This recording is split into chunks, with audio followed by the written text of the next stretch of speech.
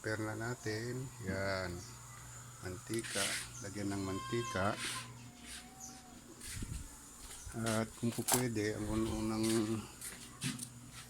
lain ninyo ilagay ay yan, gigisa na po natin yan.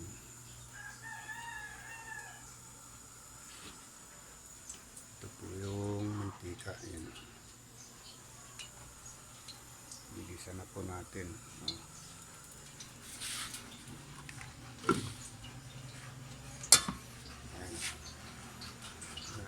Bawang, luya, kamatis. Unahin ko. Sabay kung po pwede. Yan. Hawakan mo saglit ito. Yan, luluto na natin. Ito, yan, gulay na yan. No, teka, hawakan mo muna ito. Luluto na natin. Yung panunay. Bigyan mo ko dito. Tapos ito, ito pwede, yung kamatis. Lagay mo yung luya. Tigaan po ninyo yung kamatis. Para po matanggal po yung kung gusto nyo hindi pa kainin ngayon, hindi makipanis. Kailangan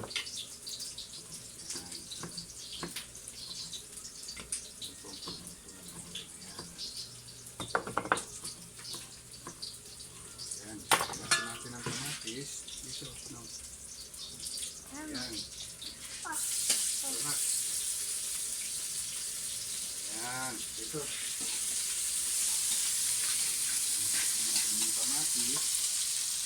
Okay, lagay mo na yung ano na, yung kamote. Yun o, kamote taka yung ano. Ilagay mo dito yung kamote, taka yan o. Ito, pagsamahin mo yan. Kasi matigas yan.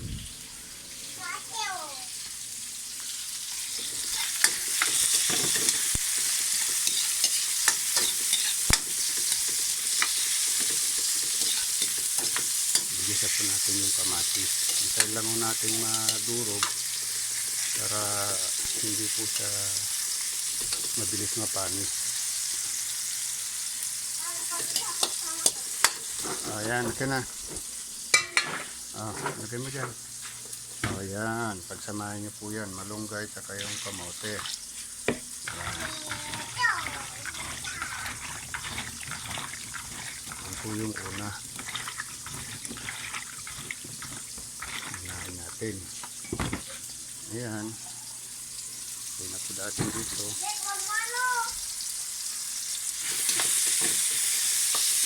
Durugin po yung kamatis.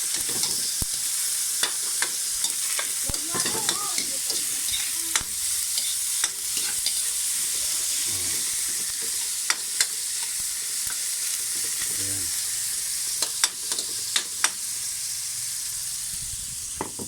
Yung leftover po ninyo, kung mayroon kayong corn beef na leftover, ilagay nyo na rin po yan.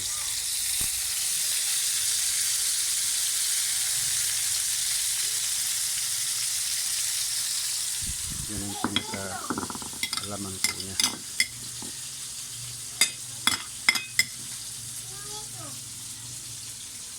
Corn beef po ito.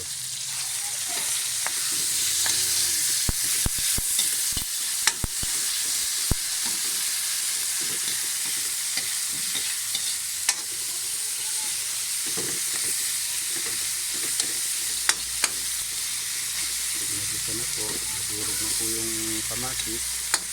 Pwede na pong ilagay itong malunggay saka kamote. Yan.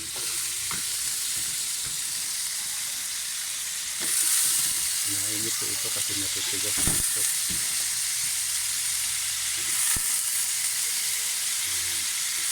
After siguro mga 10 minutes.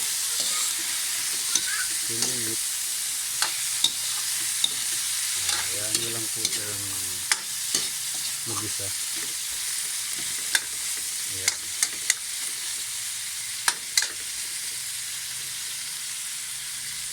Prepare na natin ngayon yung prepare na po natin ito.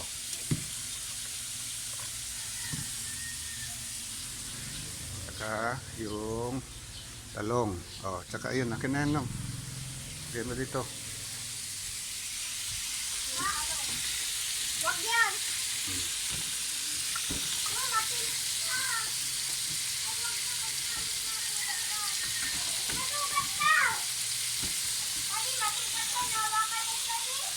Kung pwede, takpan niyo po. Takpan po natin.